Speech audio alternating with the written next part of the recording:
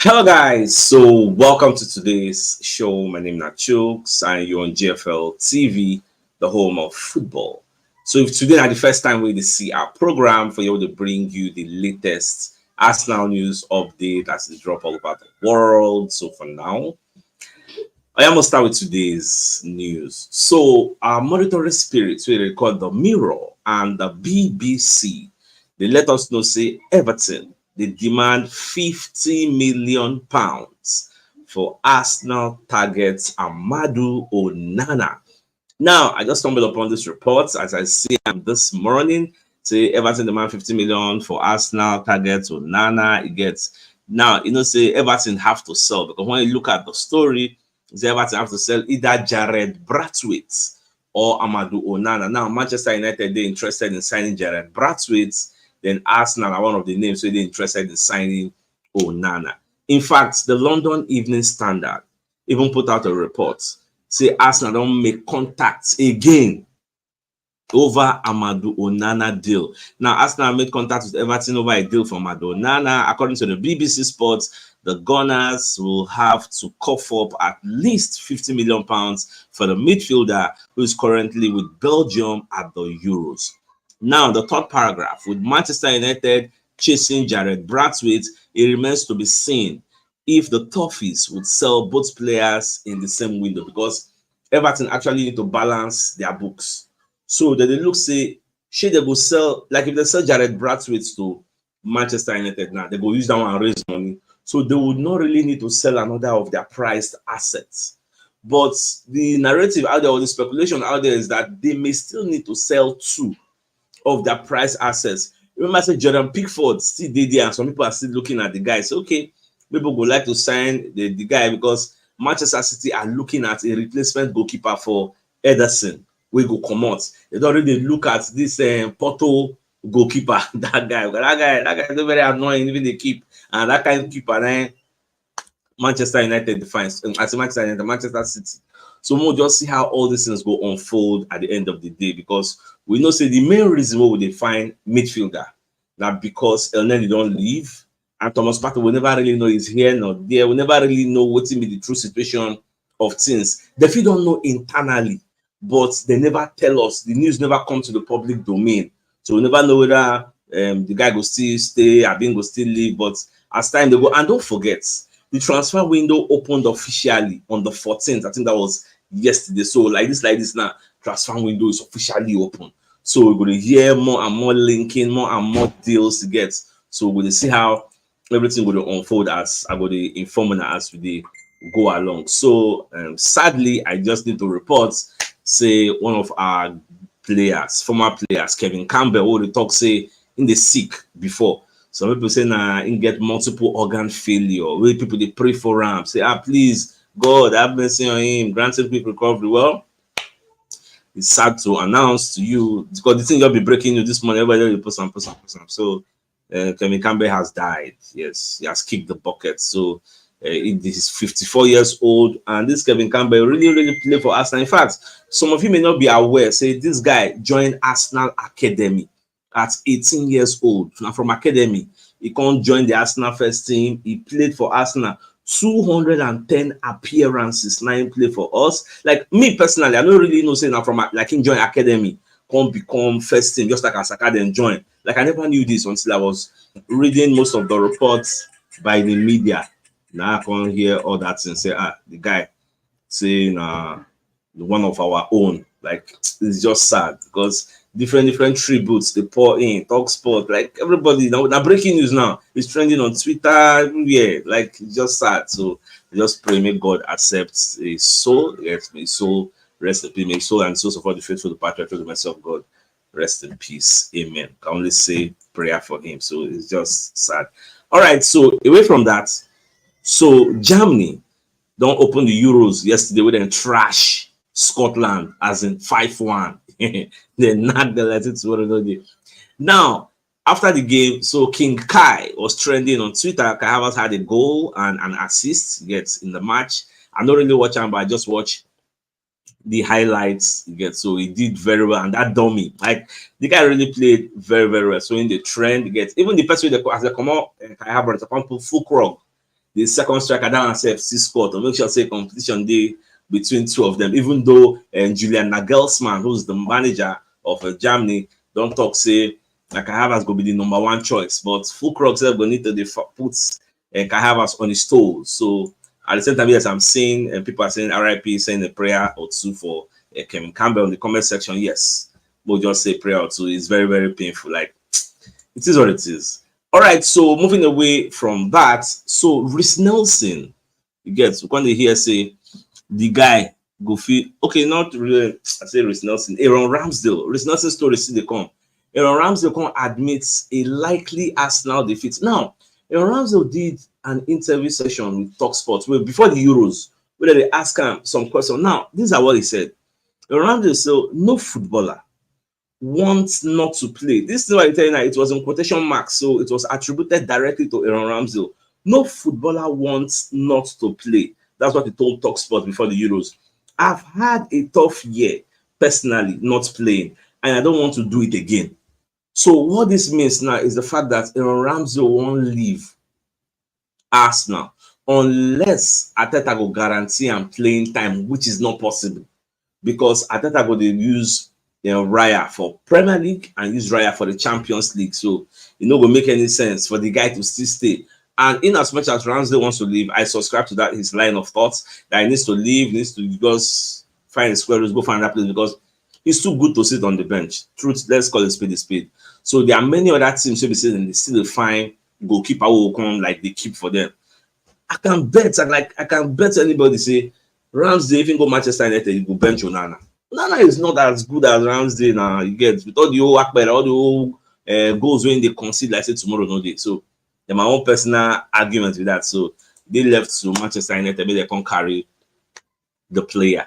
Now I can't stumble upon this news from the London Evening Standard. Say Al Nassr say then they really push to sign Virgil van Dijk. After Virgil van Dijk come out for the public domain, let everybody know say talks for a new deal with Liverpool, it don't break down.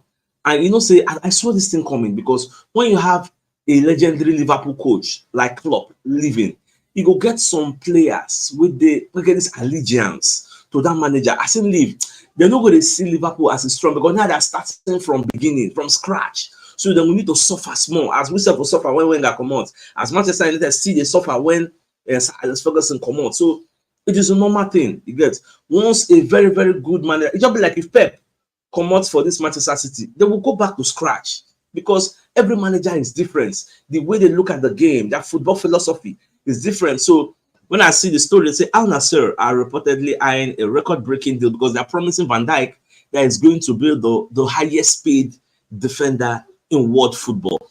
And when you look at the third paragraph, you will see where they talk, say, according to Marc, Saudi Arabian club Al Nassr are hoping to take advantage, and we have told Van Dijk representatives that they will make him the best paid defender in the world. When you look at the second paragraph, you see they say the Liverpool captain is entering the final year of his contract, and he recently revealed no progress has been made in talks. We don't know what he has been asking of the Liverpool hierarchy.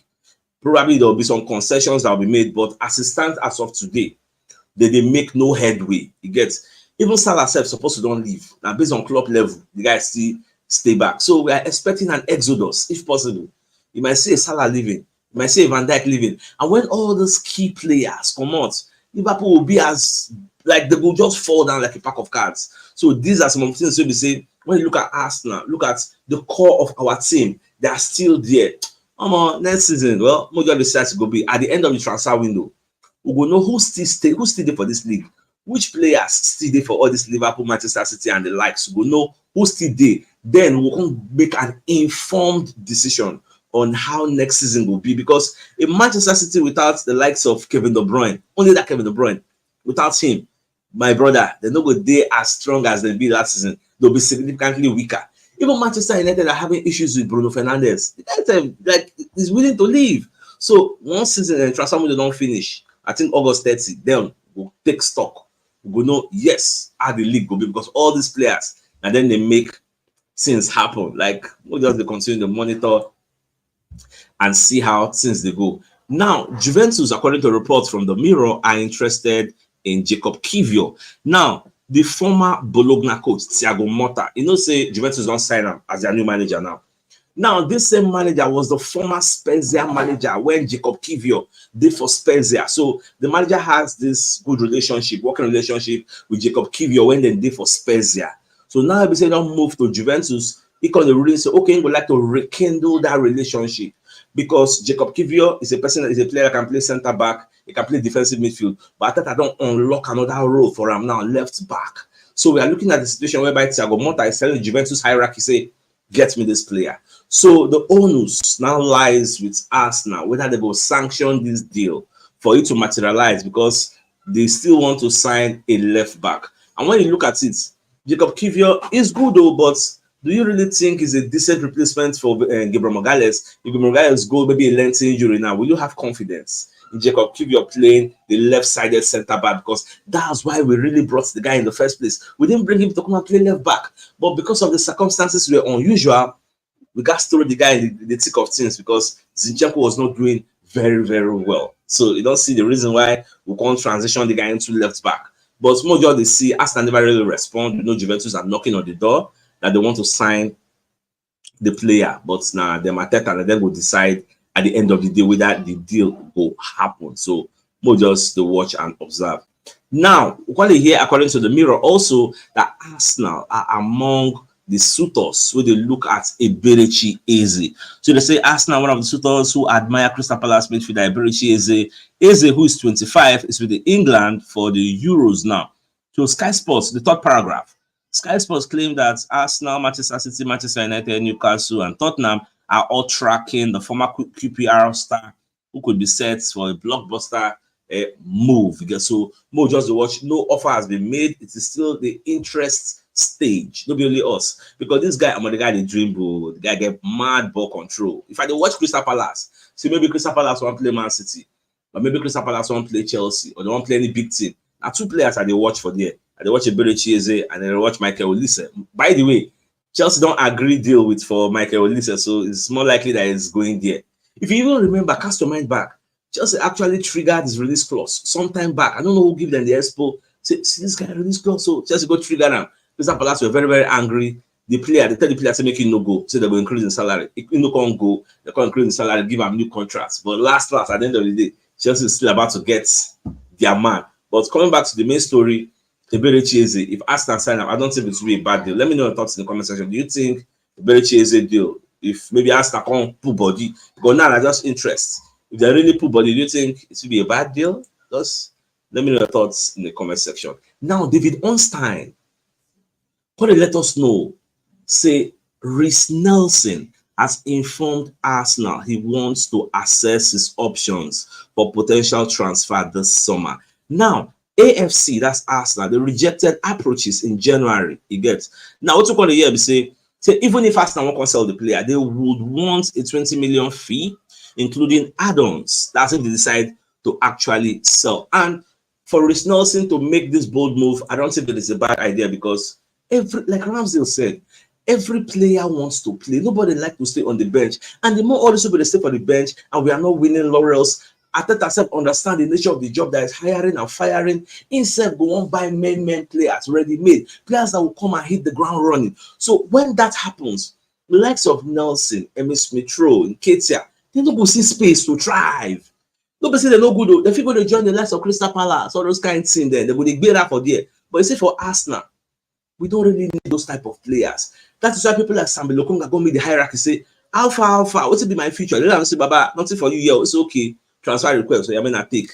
So now that same line, now the likes of Reiss Nelson, I like the fact that they don't build up momentum, gather courage. Let them say, I won't find my square root, time don't reach, no time.